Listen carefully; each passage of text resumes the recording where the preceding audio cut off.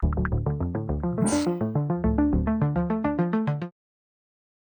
everyone, and welcome back to another episode of Agents of Change with myself, Dmitry Loukine.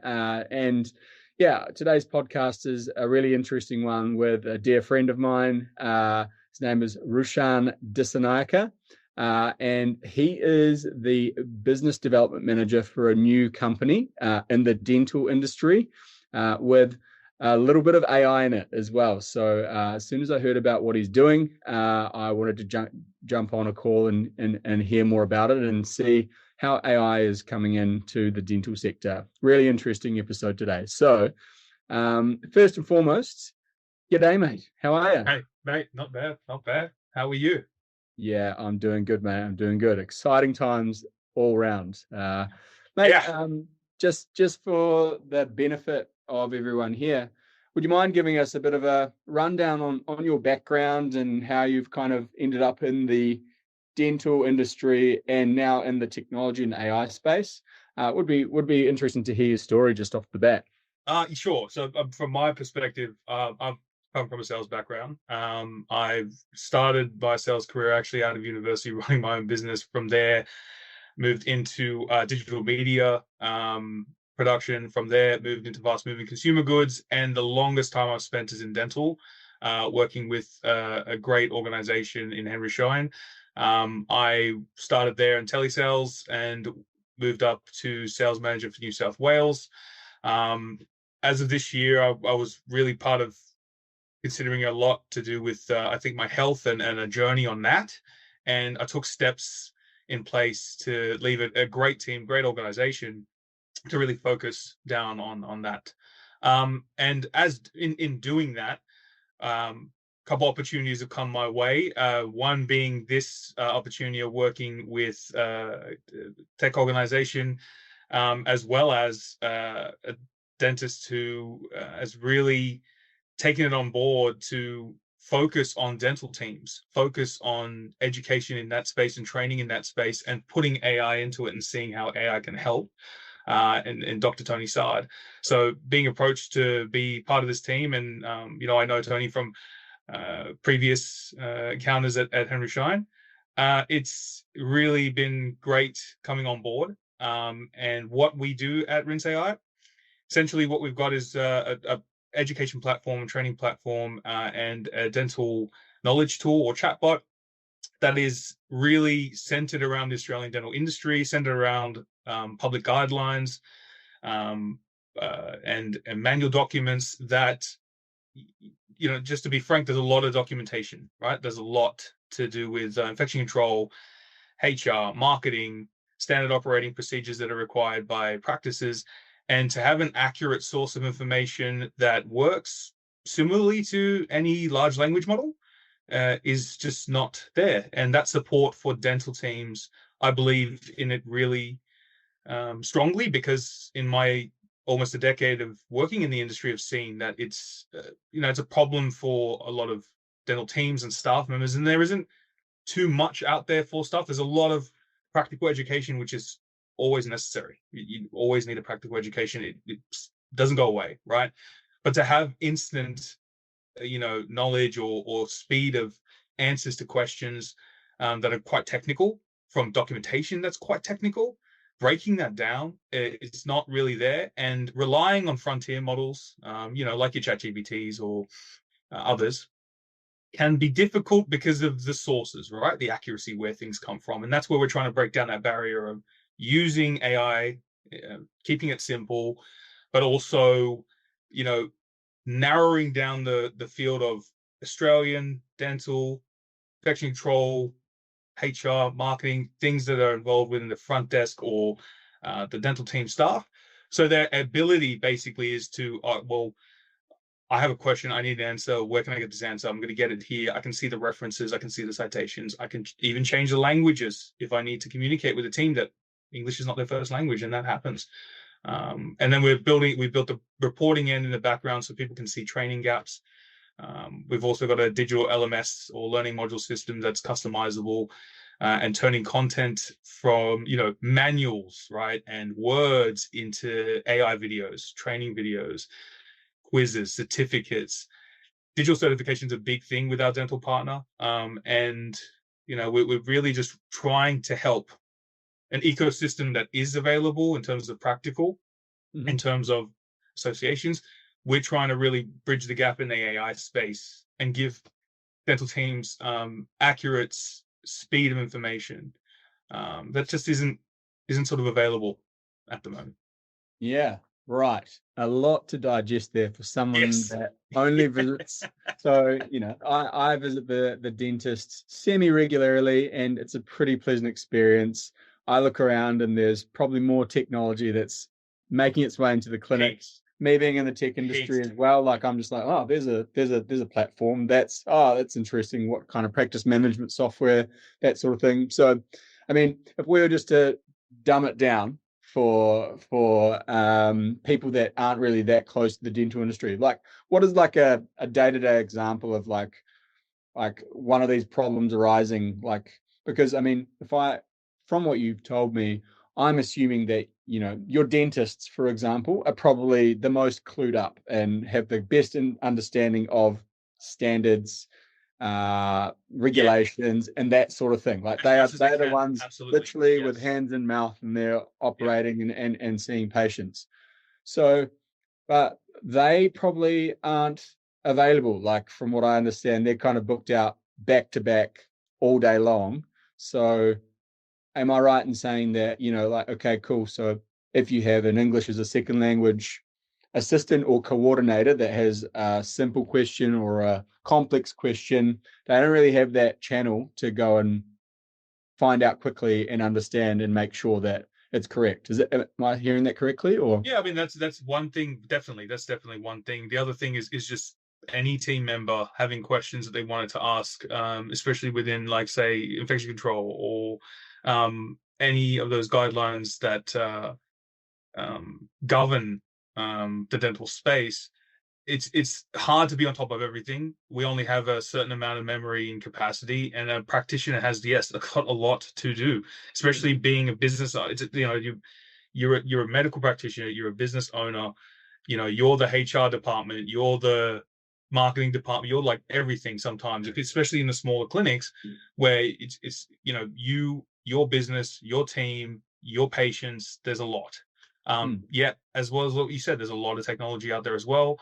There is definitely a lot of great AI tools out there for imaging, and great practice management softwares, etc., out there as well. But really centering around the dental team and helping them when they need at least to understand it a bit better or get an as accurate an answer as possible with these, this vast amount of guidelines that are out there. That's really the purpose, right? The purpose is, one, with our knowledge tool, to have a confident place to go when something comes up. And for example, like, do we have the right hand hygiene protocols? What are our aseptic protocols for surgery like? Do we understand those protocols enough, or have we built a protocol? Because you can do that with our chatbot, is build protocols that centers properly around all the structure and the guidelines. The same thing goes for, we have clients that have used it to troubleshoot, right? You got an equipment problem. Somebody says something like an autoclave goes down. That's a critical piece of equipment. You need that to sterilize instruments. You can't go on your day continually without it.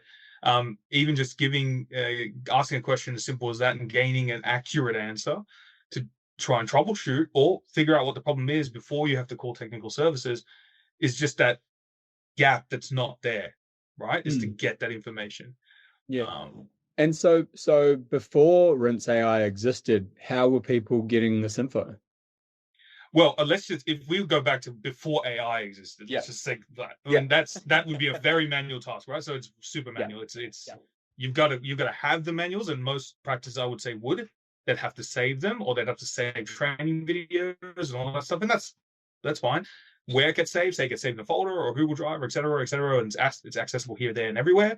Then you've got to read those documents, or you've got to manually turn those into some kind of protocol or a post up for the surgery, which is, look, it's time consuming in the beginning, and it's great to have as a nice to have.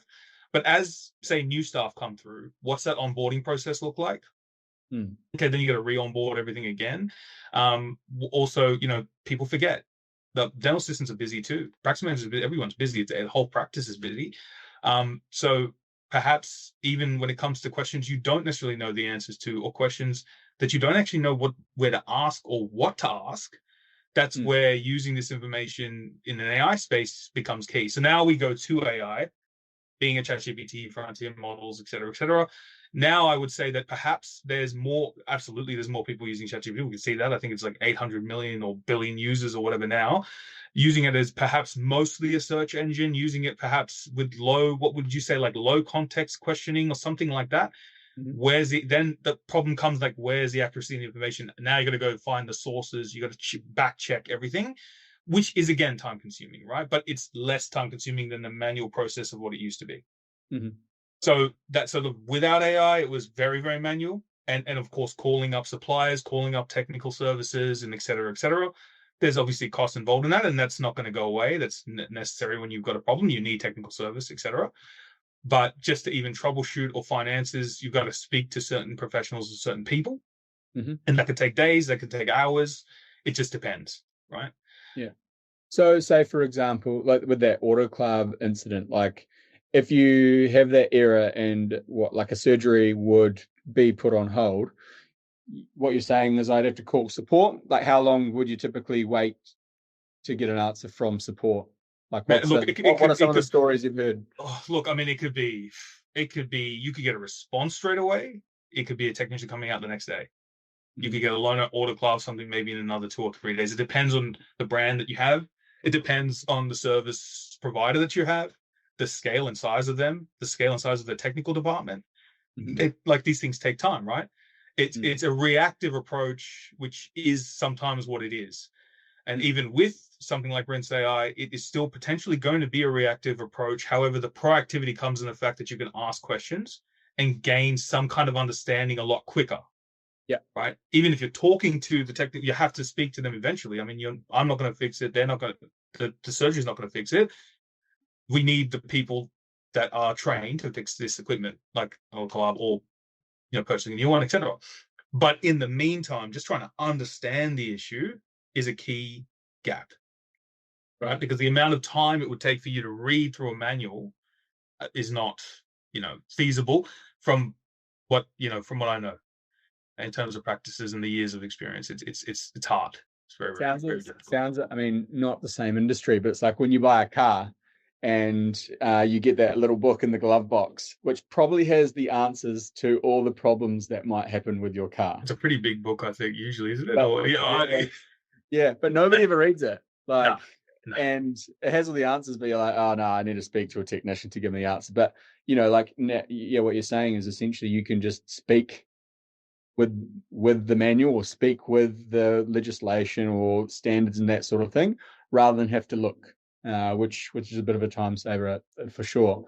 Now, my other question would be is, say, for example, like dental clinics have been around for a very long time.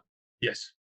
So, and people have figured this problem out and been in touch with support and that sort of thing as well. What is the impacts of a dental clinic not embracing AI solutions like these?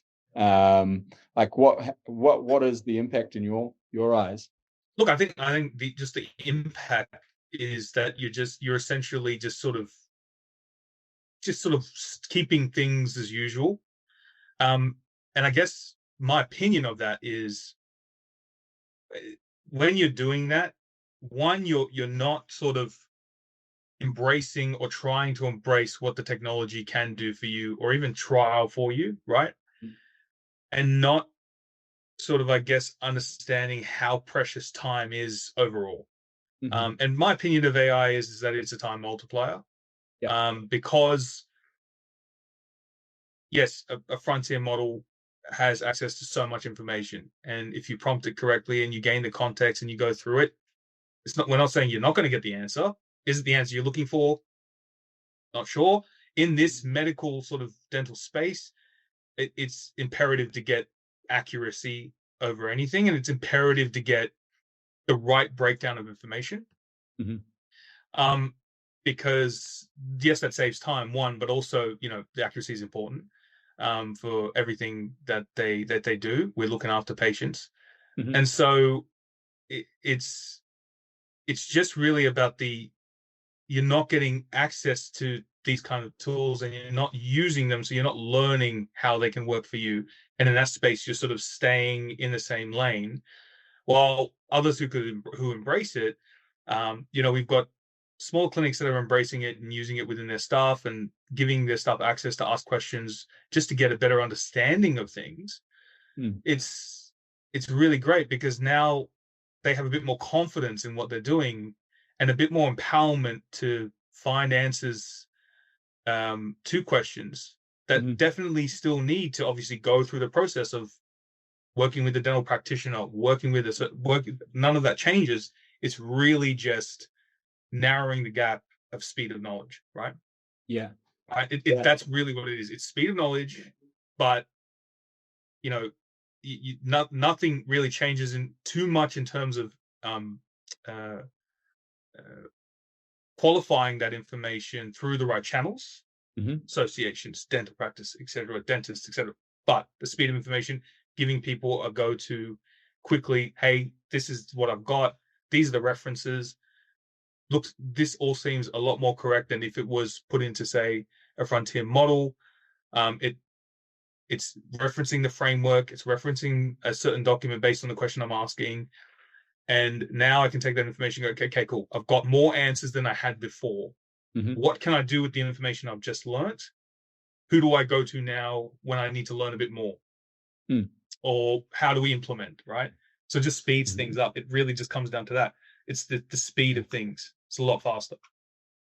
Yeah, totally. And And this yeah, will you're be with not. any AI tools, I'd say, for anything, and I guess in any industry. I mean, I'll get your opinion on that, but it's the same with all the other pieces of AI technology coming out in this space is to save time.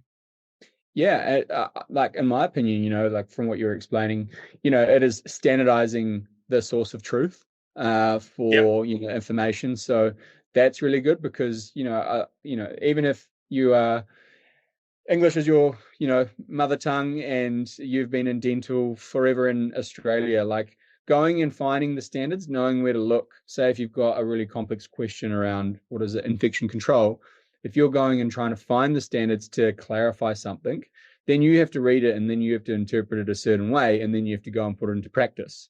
Whereas, yeah, think of your English as a second language, like it's hard enough when English was your first language, let alone if you come from, yeah, whether it's Italy or Greece or China or yeah, so yeah, I reckon that would be challenging. So yeah, if you all of a sudden have a translator and a fast source of truth that you can rely on, I can Yeah. definitely see the use case.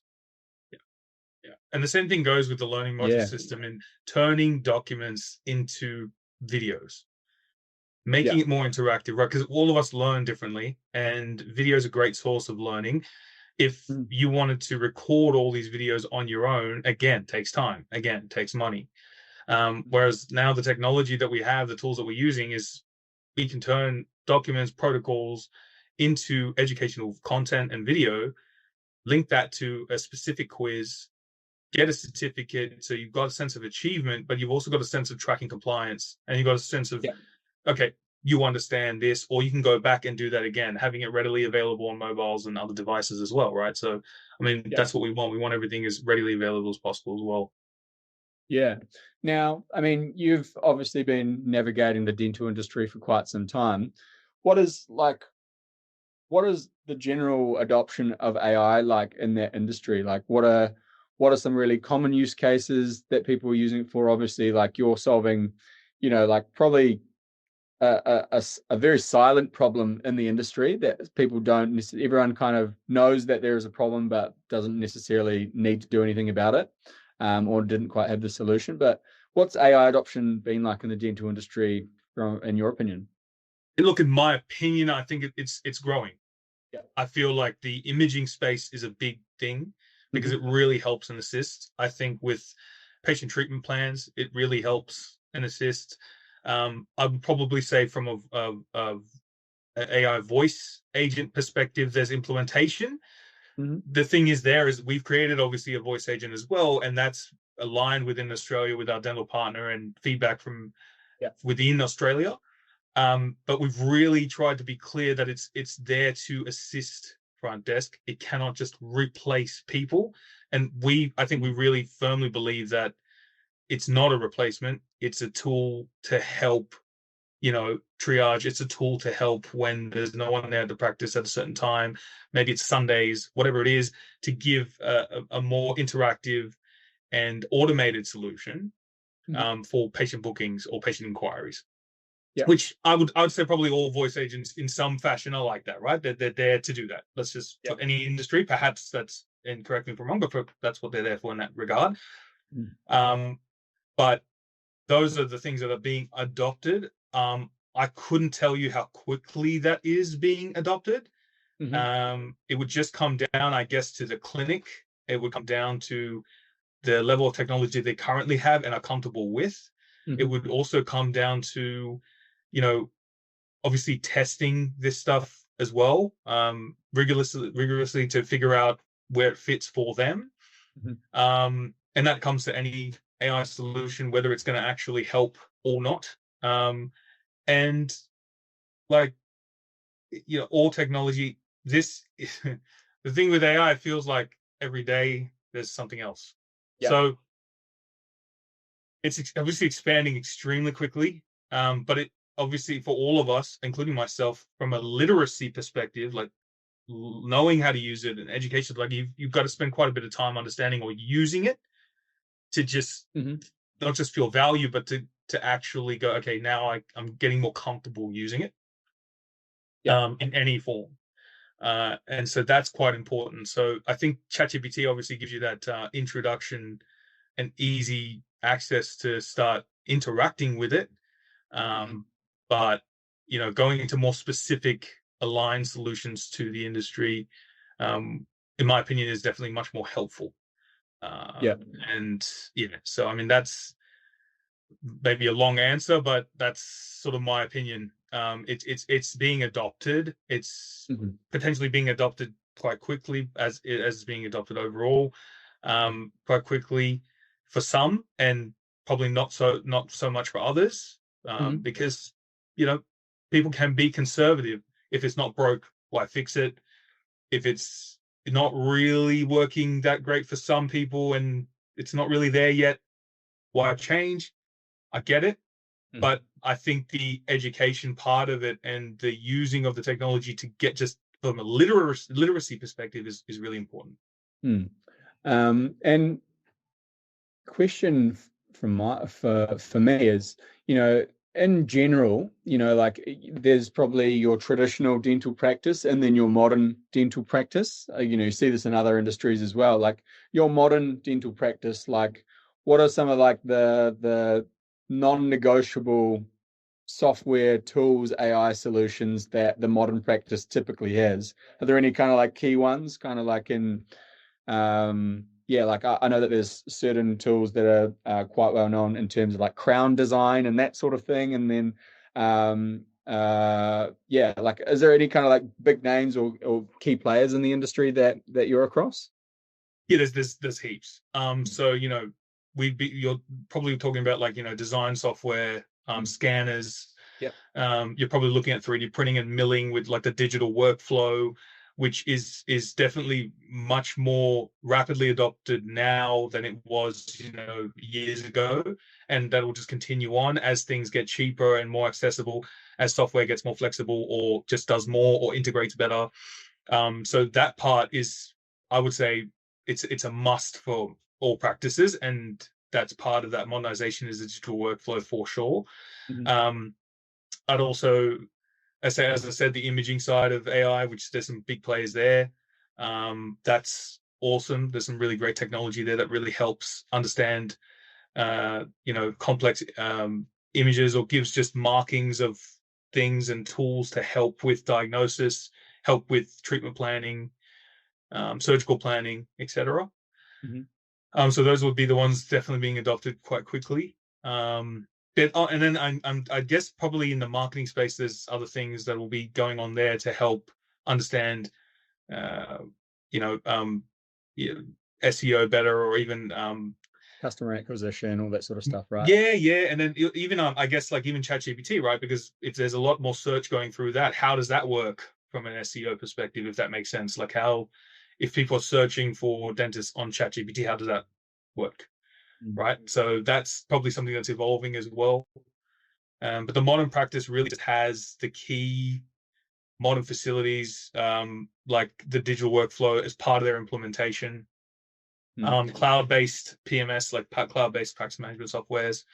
And Yeah. look, I mean, I would say probably clinics that maybe have been around for a long time, Mm-hmm. perhaps maybe they don't see the need to adopt just yet. I mean, there could be people close to retirement. There could be Yeah. people, that have a small surgery with a really loyal patient base, and Yeah. word of mouth referrals are still a huge thing, right? So they've got a lot of skill. They've been in the industry a very long time, and there's certain things that they feel, okay, yep, that'd be great to integrate. There's other things like, well, maybe that's not necessary at this time. Yeah. Yeah. I wonder as well. I mean, as a consumer of the services, like, how does it affect my experience if the dentists are using these scanning solutions and marketing solutions? Like, what do I feel when I'm on the end of that kind of like dental operation and AI enabled engine as well? Like, I wonder, you would expect that the customer care, the booking, the communication would probably be a lot more automated and seamless, and you've got everything possible to toe the line of kind of making sure that I turn up for my booking and I'm prepared and I do everything. Like, I think that would probably just come. But I mean, even in terms of the scanning, like there were times where there were no scanning solutions and people were still No. getting having complex dental surgeries. I wonder if the margin of error has significantly decreased, or if Yeah, people are getting sure. significantly, more complex work done that traditionally wouldn't get touched or would take significantly longer to map out and understand. Maybe would that be an accurate assumption? Yeah, absolutely. But Mhm. I guess would that be the same for anything, right? It's like as technology gets better and better, it expands people's ability to do more. It expands obviously patient care to be better. Have you ever taken a dental impression before? No. Well, not Okay, that cool. I didn't know that was the name of it, but I'm sure I've done Okay, one. so that's where they put like essentially it's like a Play-Doh-y kind of substance, and Ah, then right. they take an impression of your teeth. Right. So my mom's obviously done that multiple times because she's got denture, but absolutely hates it. So when she, when things got scanned, it was a lot more comfortable for her, right? So in that comfort zone, there's definitely a lot of more tools nowadays to keep things much more comfortable for patients, because it can be an intimidating experience, obviously. I feel like we obviously we go to practitioners to help us with pain or help us with problems or help us with, like, I don't like the way my teeth look, how can I sort that out, like it's the aesthetics. Mm. And it's a um uh difficult industry for everyone, for patients, for practitioners. It, it's there's a lot of care and a lot of trust that's Mm. required. There's a lot of empathy Mm-hmm. that's required. It's a very private space, the mouth, Yeah. right? So, and it's a very small space. If you think about it, Yeah. it's a very small space. Um, and there's blood and breath and saliva and all that. And Yeah. Yeah. yeah, Yeah. Yeah. I'm with you. I'm with you. Okay, cool. And I mean, in your opinion, like, are there any groups out there kind of like within Australia that are kind of at the forefront of technology, or, in your opinion, are absolutely crushing it and kind of like paving the way from a technology front? Like, what have you kind of seen so yeah. far? Look, I don't want to name names, but Yeah. yes, there's a lot. Obviously, we've announced working with Smiling Clinics, which has been fantastic to work with, and the need for onboarding, having a system for compliance, having a scalable solution, being able to help them with their AI videos. Like we've changed one document that was like, I think, 58 pages into a series of videos. Mm-hmm. So I mean that's something like if you wanted to do that manually without I could only imagine how much time and cost that would take. You'd need a person to read out that document, or you'd need to do a scripting. Then you would need to do editing, filming, etc. In this case, like we're using tools, we're literally just taking this document, we're summarizing this document with our tools, we're choosing an avatar, we're choosing a voice, we're choosing a background, bang. And, in a matter of weeks, we've got a whole series of videos. So working with the team really closely to continue to do that, as well as content that's out there and putting it into the system that's specific for them. So I would say right now we're in talks, obviously, with multiple group practices and clinics that we're working with. We're, trialing the system, using it, and proposals that are going out just to get people on board, because there is a need to have customized education that is affordable, right? And time saving, and not going to take too much of their time to create content when we're handling a lot of that for them with our team. Yeah. But it's in line. It's going to be in line with obviously their practice. It's going to be in line with the standard of care. It's going to be in line with obviously guidelines. There's a lot of aspects to it. And I guess if you don't understand the industry or been in the industry, it's difficult for anyone to just bring do together. that. Yeah. Well, mate, look, I think a really interesting chat, and I think, this would be a valuable one. It's crazy to hear the things that are happening in dental. It's funny, like everyone kind of just associates with the dentist that's literally in their mouth, but there's so many things happening around kind of just to enable that experience, and, the empathy, the comfort, the trust, all that sort of stuff, right? So now that I think about it, I'm definitely going to be observing things. I mean, for me, one of the biggest highlights in going to the dentist more recently is they have a TV on the ceiling, and you can watch Netflix, and sometimes you got Spotify. I think I was listening to a Joe Rogan podcast about mixed martial arts whilst I had some sort of dental situation getting taken care of. So for me, that was amazing, but I think there's so many things in that whole value chain that can obviously be enhanced and optimized, and AI is definitely playing a big part in that. Cool. Well, mate, appreciate your time. All the best with the new gig. I'm obviously have a very keen interest in seeing where it goes. And I mean, is there any kind of advice to anyone, based on your journey with AI and adoption and that sort of thing? What would your advice be to dental clinic owners that are wanting to make that leap from traditional to modern clinic? How would they get started? Where would they start? Look, I mean, tradition has become the modern, and it's been forced upon all of us in all industries. I think. I think if we're just concentrating on the AI space, I think it's give it a go. Yeah. What like trial it, demo it, give us the feedback. It only makes it stronger. It helps us understand where else we can help you and the team, and we're trying to focus more on the team itself.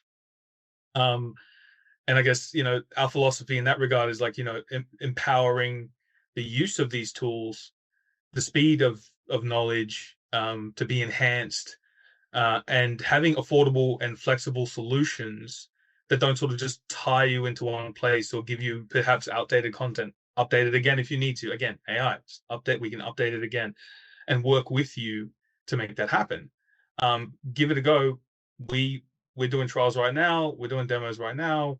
What have you got to lose to see if it works for you? And if you've got something already built, where can we assist? Because with our use of AI and knowledge of AI, there's definitely things we can do. Whether it be content, whether it be giving you some kind of plan or understanding of where you could implement it for your surgery or your group. Why not, right? I think for me, it's just using it, and then it's self-education on its own as well. That's really necessary for me. It's been a big part of my journey when this whole AI hype started overall, and I'm sure it's for everyone trying to navigate the space. But speaking to people like yourself and speaking to people, professionals in the tech realm, you can just sort of decode it a bit, or have someone give you an understanding or decode it a little bit, and then try to find out what the problems are for you and where AI actually fits. I think that's crucially important. We just want to make sure that we're providing what we're providing to help teams. Mm-hmm. And if we're not helping teams, well, we need to we want to hear from the team so we can help, right? That's the whole point of what we're doing. So far, the feedback's been great. So far, yes, some people want to implement it, but some people don't. Fair enough, but give it a go, find out for yourself, and then take it from there. Yeah. Yeah. Well, mate, thank you so much for your time. All the best with the new role, and everyone who took anything out of it today, feel free to check out rinseai.com.au. They're doing some interesting things, and they're only just getting started. And Rush is always up for a chat. So all the best, and have a good rest of week. Thanks.